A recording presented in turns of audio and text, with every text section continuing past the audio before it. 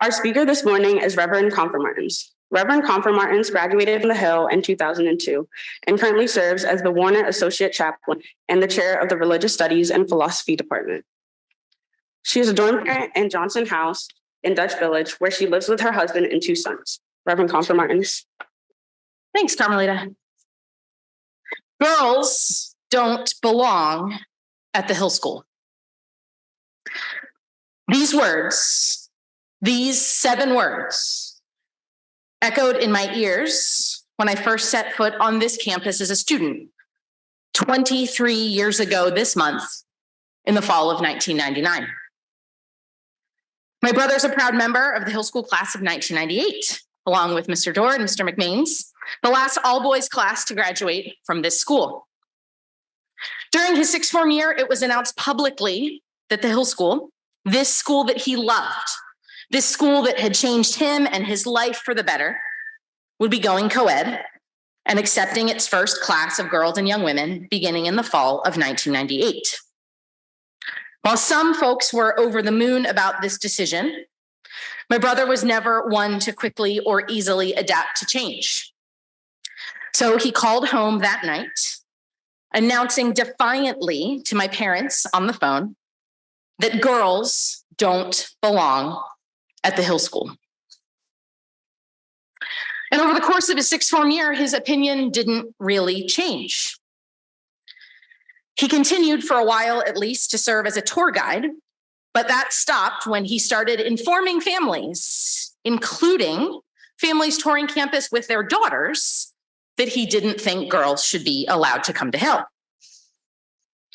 Another time, a group of girls and their families were walking around campus on a tour, and some of the boys on their hall and upper school decided to use lacrosse sticks to throw water balloons at the visitors. To this day, he vehemently denies that he ever threw a water balloon, but he was in the room. So while he was in denial and a lot of anger, something else was happening to me. I was over the moon. To be honest, I hadn't even really thought about going to boarding school before my brother called home that night, because while I wanted the opportunity to go to Hill, I wasn't a boy. Wasn't particularly happy at my public middle school, but I knew I probably just had to kind of suck it up and deal with it. But that phone call came, and a door that had seemed permanently stuck closed swung open just a little bit. So after talking it through with my parents, we made a plan. I would spend 9th grade in public school and apply to Hill to come in the fall of 1999 as a 4th former. This would give me the chance to try out a year in public school and see if it were any different from my middle school, where I hadn't been very happy. And also, it would give my brother a chance to get to college, get a little bit of the distance from this whole coeducation thing. So that November, as so often happens, right, we came to campus for Lawrenceville weekend. My parents, my brother, and I all drove over together. I'd already taken the SSAT, I'd already applied to Hill, but we hadn't yet told my brother that was happening. Now, to be fair, he hadn't asked, but we also didn't volunteer this information. So my brother was off catching up with friends and classmates and teachers, and we stopped by the admission office to let them know that this was still a little bit on the down low, right? Please keep this a secret just for now. And that was all well and good until that pesky acceptance letter came in the mail that spring. The secret couldn't stay secret too much longer.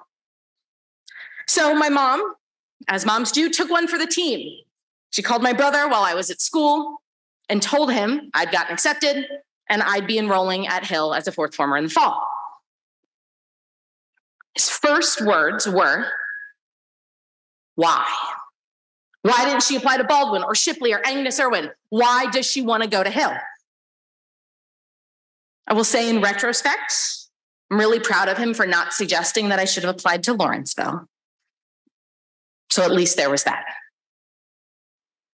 Not really sure how it happened, but by the time September rolled around, at least to my face, my brother had become one of my biggest cheerleaders.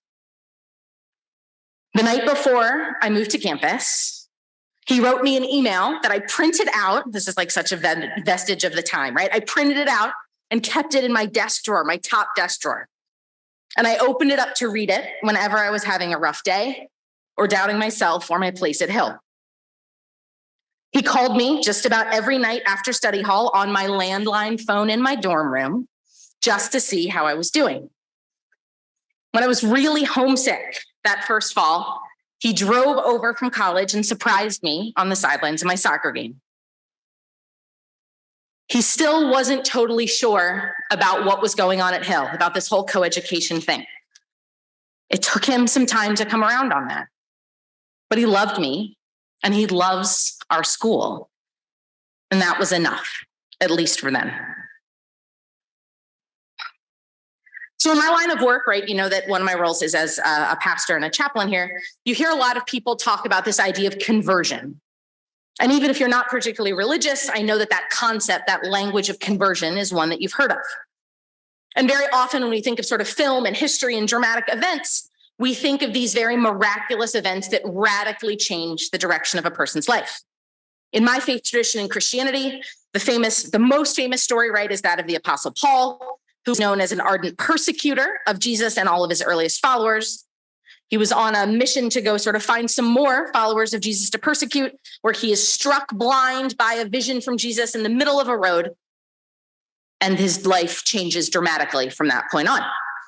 It leads to Paul's change of name, a change of heart, a change of mind, to becoming the person most responsible for spreading the good news of Jesus Christ.